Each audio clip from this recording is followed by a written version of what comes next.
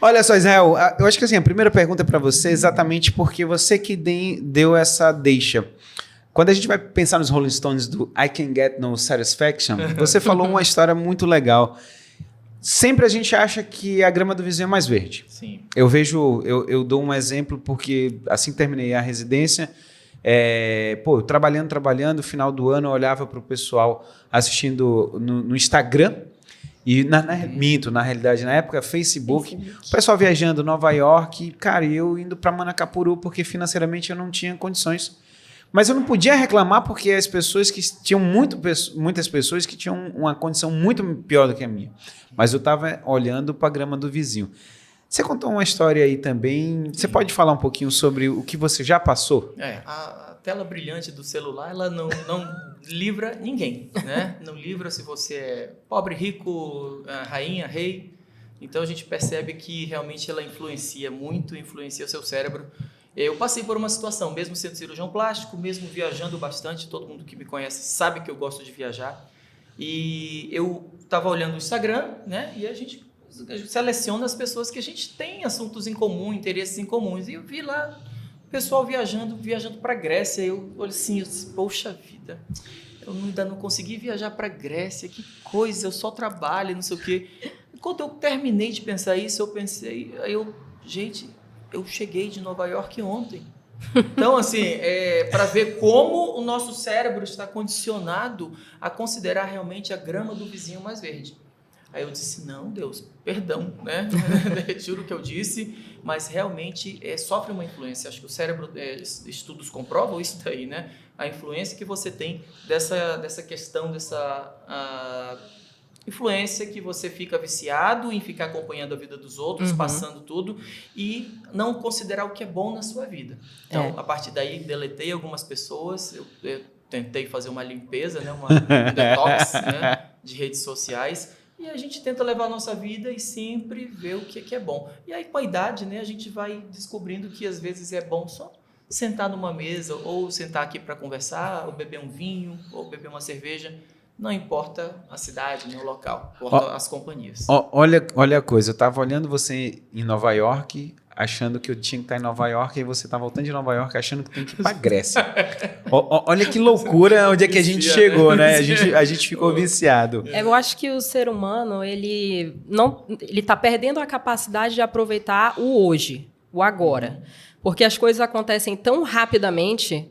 A gente baixa uma música em segundos, a gente assiste o que a gente quer na hora que a gente quer. Então, quando a gente vai para Nova York, volta e vê o amigo na Grécia, a gente nem aproveitou Nova York, a gente quer a Grécia agora. A gente sempre está em busca da próxima coisa. É o próximo. É o desejo, uma insatisfação que a gente não consegue aproveitar o nosso dia, o nosso hoje, sempre pensando no futuro. E isso a gente vê já na sociedade. Grandes níveis de ansiedade nas pessoas, né? Por causa desse tanto de informação que a rede social vem trazendo para a gente. E você que trabalha mais com a parte de casal, você vê muito casal que está infeliz porque, na realidade, eles estão procurando uma felicidade que os outros mostram na rede social?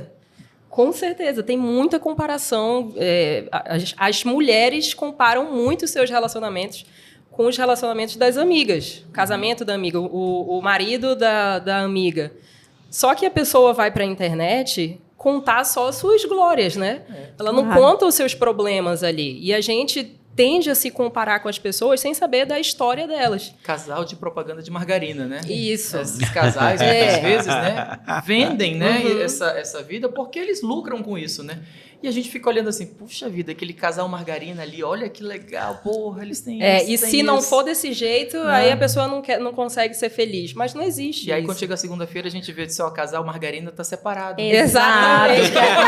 Eu disse, por quê? Eu disse, não, porque eu não gostava do outro, era só contrato. Eu disse, gente, até agora, né, deu a notícia que a Sabrina Sato separou do Duda Nagli. Então, assim, todo mundo se sentiu meio separado, porque você gosta daquele casal, você segue, né? Vê a filhinha, você já se envolve.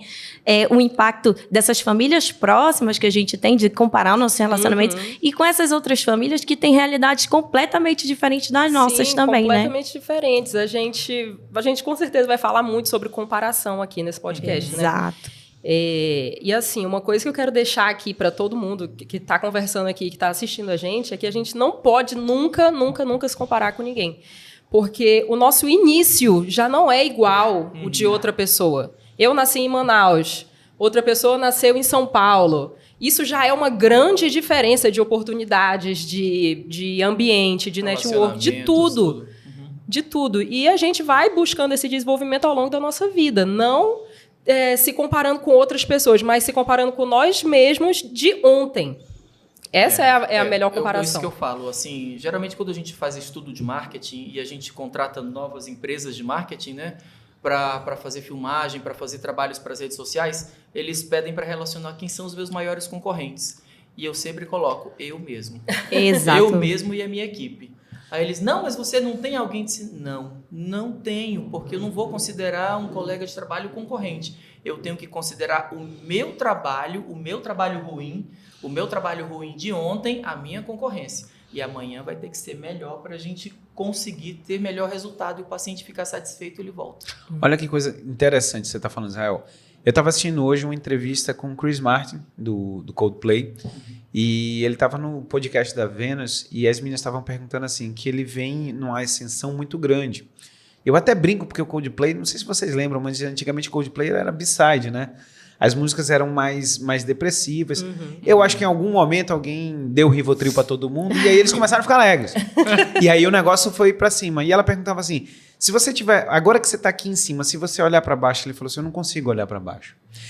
E eu, às vezes, pode até parecer um pouquinho arrogante você, Israel, mas toda vez que as pessoas vêm de marketing, tudo, vem falar assim, quem são seus concorrentes? Eu falei assim, cara, me aponta um médico que está na rádio, que tem um podcast, que tem isso. Cara, eu não tenho um concorrente. Eu acho que assim, eu posso ser melhor do que ontem. Hoje eu estou dando o meu melhor.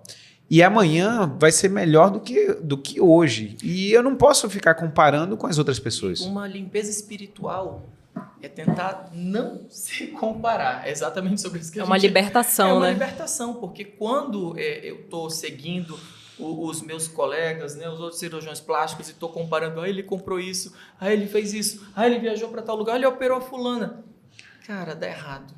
Porque você não consegue mais se concentrar em fazer o seu trabalho bem. Exatamente. Você não consegue se concentrar em pensar em coisas, ideias novas. Claro, eu sigo pessoas no Instagram que eu tento me inspirar, mas eu evito... Assim, eu tento, não vou dizer que eu consigo, tá? A gente tenta, porque isso daí é um exercício diário. Quando a gente percebe, a gente cai de novo na armadilha, mas a gente tenta não se comparar com ninguém e tentar melhorar o nosso próprio trabalho.